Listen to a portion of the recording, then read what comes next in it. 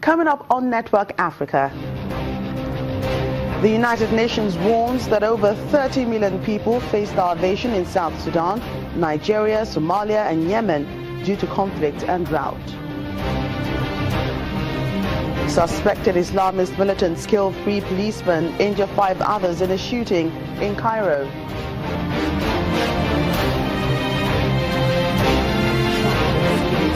And top Africa cocoa producers Ghana and Cote d'Ivoire struggle with low global cocoa prices.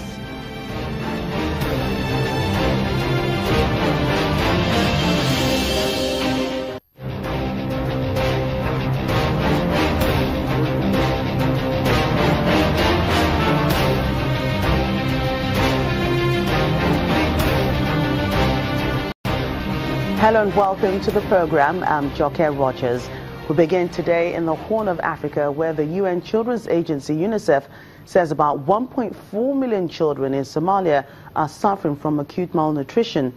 This pushes the agency's estimate of affected children up by 50%. UNICEF says that severely malnourished children are 9 times more likely to die of killer diseases like cholera and acute watery diarrhea, and measles, which are spreading. Somalia is suffering the after effects of a severe drought, which has also affected neighboring countries. Meanwhile, the United Nations says the world is facing one of the largest food crises in decades, with 30 million people in 4 countries: northeastern Nigeria, Somalia, South Sudan and Yemen, severely food insecure. The Food and Agriculture Organization, FAO, and World Food Programme, WFP, said that in a joint statement that they are working to ensure that emergency food assistance is linked to agricultural support as much as possible to save lives, protect livelihoods and build resilience. The United Nations has issued a blunt ultimatum: if donors fail to pour more money into Africa and Yemen, then aid workers might have to choose which of the starving millions live or die.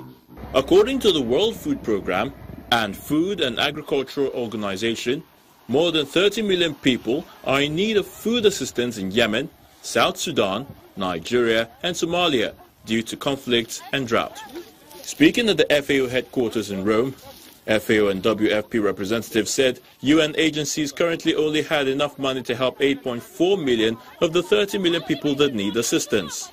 The last IPC numbers show that nearly 30 million people are in severe acute food insecurity. This is the last stage before famine. And 20 million of them are on the brink of famine or already in famine situation.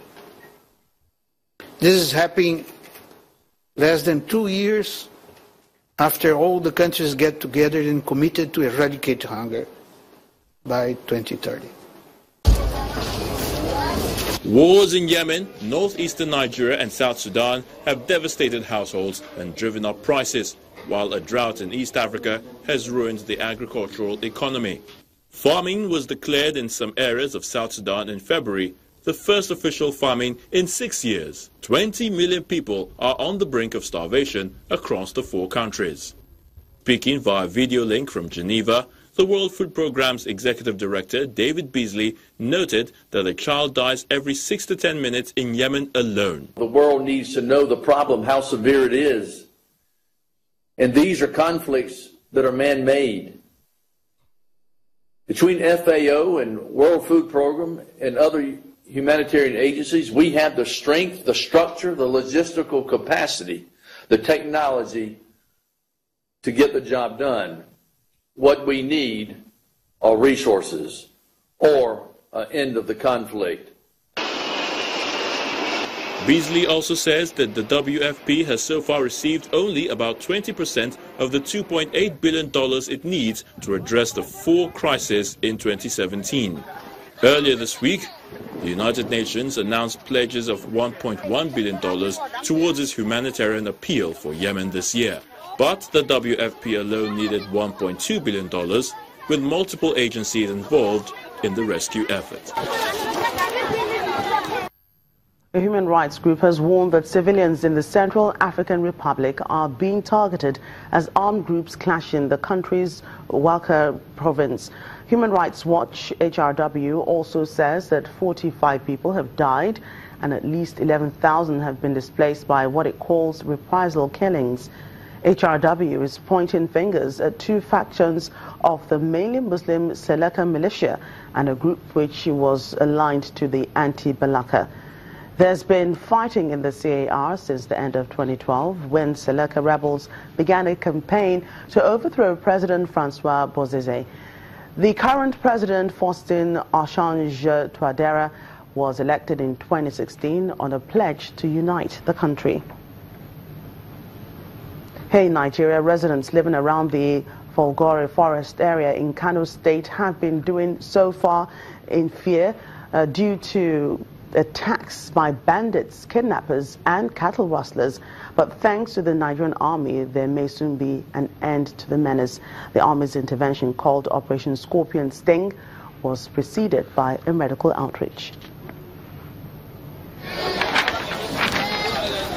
It's not every day that the military is called upon to protect both state and citizens from threats. There are other responsibilities which require a softer approach. And that is what is happening here in Falgore-Ndaji, Kano State. This medical outreach program is part of the Army's familiarization with the community, where another mission awaits. But the residents do not mind. Most of these people may have been battling ailments for some time without access to Medicare. From eye to blood pressure checks, the entire community has trooped out with the hope of getting better.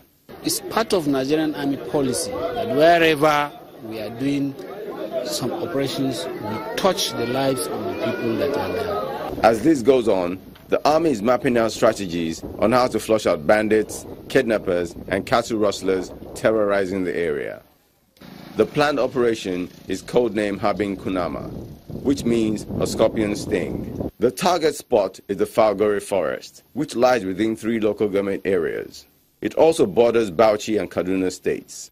Most of the bandits are believed to have migrated from Sokoto, Kebbi and Zamfara states, while others are from neighboring Niger and Chad. The forest, which covers an area of about 1,000 kilometers, is not an easy place to venture into. But with the success of the Sambisa forest takeover still fresh, there is optimism that this operation will be a success. We are working with other security agencies, particularly the Nigerian police and the Department of State Security, to get these people out. And we are going in for a full-fledged operation this time around. We comb the forest as much as possible. Residents are pleased with the development because there was a time when they lived in fear. A few months ago, anyone living Falgore-Ndaji, Panyabo town and many other villages were in danger. In fact, I even lost my brother on his way back to Kaduna after visiting us. But I must tell you that with the intervention of the army, we are now enjoying relative peace. We have been having problem of kidnapping, cattle rustling and armed robbery. But the security operatives, with the support of our vigilante groups, have recorded tremendous success in the fight against these criminal elements. As the plan to storm the forest progresses, the message from the army to those who are determined to cause havoc is this: stop before we stop you.